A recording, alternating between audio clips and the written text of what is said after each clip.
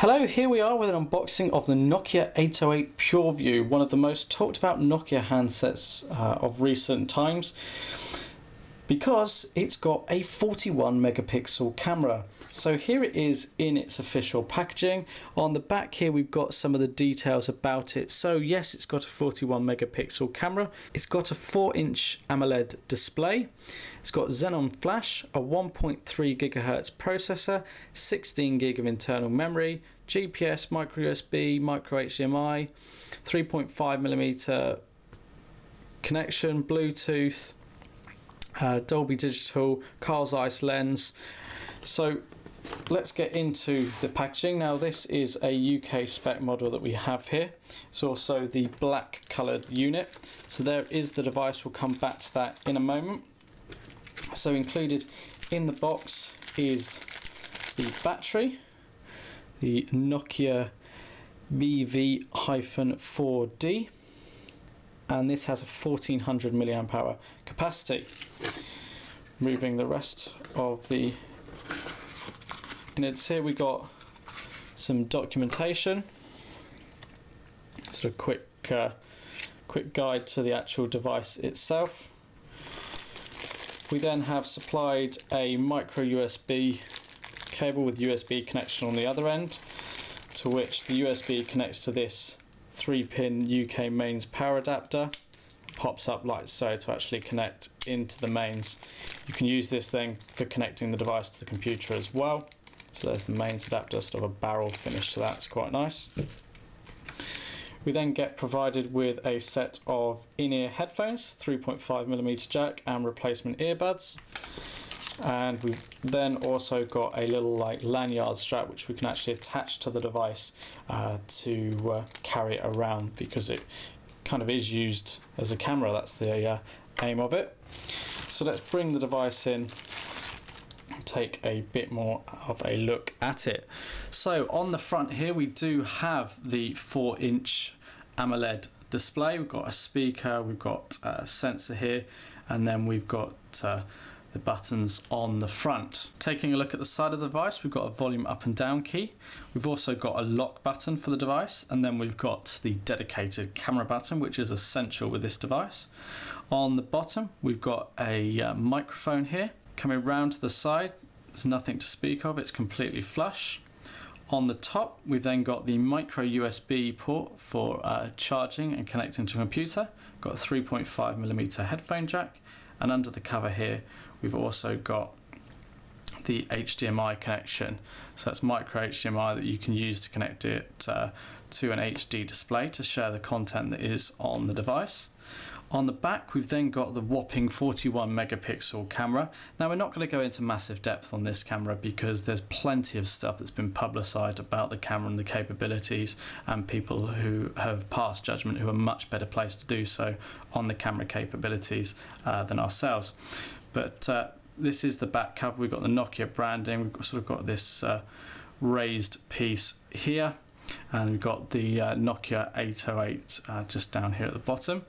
We can remove the back cover like so, and it's under here that we have the SIM card slot, a micro SIM card slot, and we have a micro SD card slot, which is probably going to be quite important because of the pictures that you're going to be taking on this device. And then of course the battery goes in here like so. So let's actually just put that in.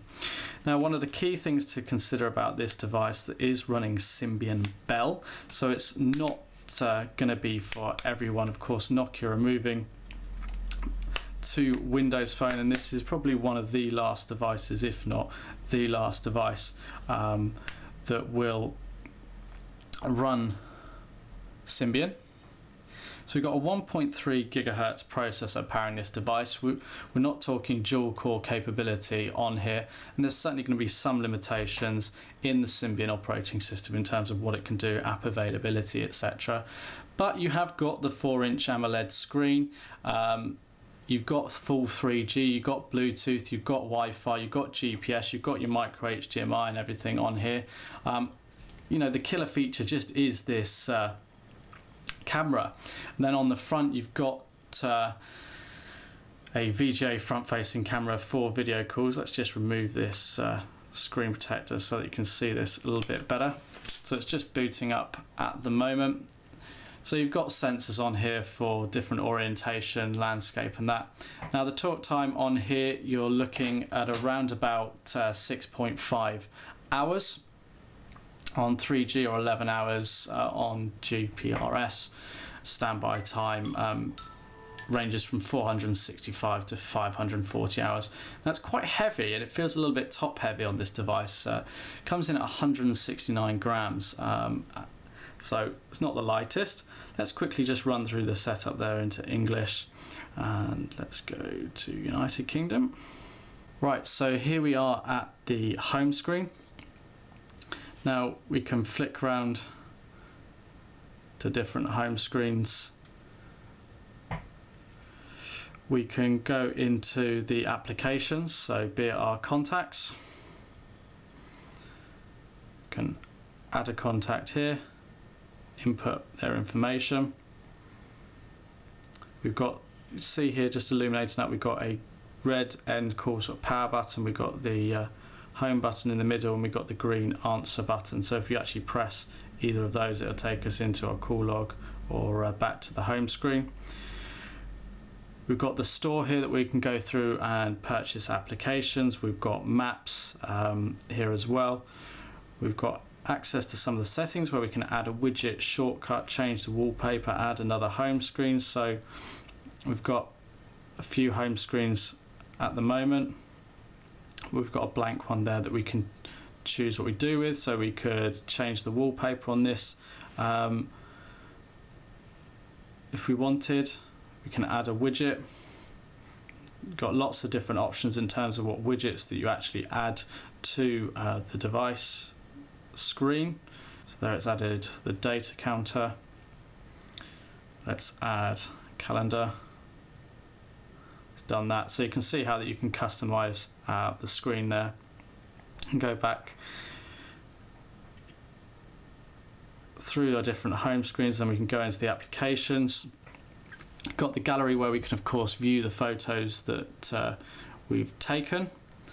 It's actually taken a second to load into this. Whilst it's got a 1.3 gigahertz processor, I feel it's a little bit laggy.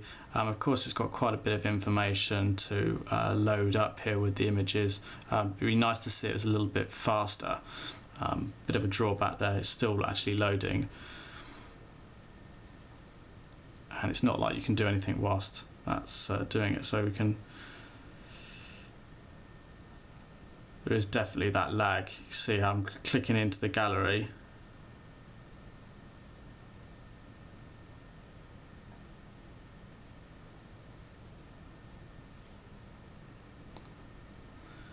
Let's go into messaging. So we've got no conversations at the moment, we can start one. And then we've got the on-screen keyboard. Now we can go into landscape mode here as well if we actually want. We can flick through to the full QWERTY keyboard here. Has also got NFC on this device as well, which is quite interesting to see, and you can actually see that the home screens orientate in landscape mode as well, which is quite nice. Got the lock button on the side, which will lock the device and leave a little clock, and we can unlock it by pressing it again. So let's take a look at the camera. If we press the camera button, we get taken in. Now we're in video recording mode, and we've got a variety of settings down here for us to choose from for lighting conditions to help us get the better shot. We've got balance settings. We can go then into the main attraction, the standard camera. We've got the shutter button to actually take the pictures, but we've got the option to set custom setups here. So we've got custom 1, 2 and 3, and you can change the settings as you like, from the resolution to the quality to the color tones to the capture mode. So there's quite a few options here, and you can go back into more preferences as well regarding the viewfinder and the camera sounds. I don't think Symbian really is as intuitive as some of the other platforms, be it Windows Phone or Android. Some of this just isn't so attractive to use, but you've got automatic settings which are important, and you've also got different scene modes to help you if you want to be a little bit more creative but don't want to go as far as custom shooting options. So I know the camera is the main attraction, but like I say, there's plenty of footage on the web and on Nokia's own website about the camera and what it can do for you. We've got more details through here, so if we can go into system tray, we've got a music player, we've got mail, we've got the web for web browsing. We can scroll through, we've got the option to use DLNA, we've got YouTube applications, we've got Nokia Drive. So if you want to do street level navigation, you absolutely can do so. So here you go, just a quick preview of Nokia Drive there to get you up and running so you can drive home, set your destination, or just drive. Let's come out of that. So you've got some other apps included on here, included CNN, you've got Quick Office, you've got Shazam, you've got Vlingo Voice, which is quite nice to see. It's a nice sort of useful tool. We've got ability to manage our files, we've got a clock, we've got information about the device that we can not scroll through. So you've got the ability to check in different places, so that works with Nokia Maps. So that's really just a quick look at the Nokia 808 PureView. Killer feature is the camera. That's what's going to make or break your decision on this device, whether you want such an impressive camera. Otherwise, the operating system isn't particularly quick, it's not particularly intuitive or attractive, but it does the job. That's not to criticize the device, but there's just so much competition out there in terms of value for money. Whilst the Nokia 808 offers a very good camera, the question is whether the camera is a big enough thing to draw you to this Symbian operating system. So until next time, thanks for watching.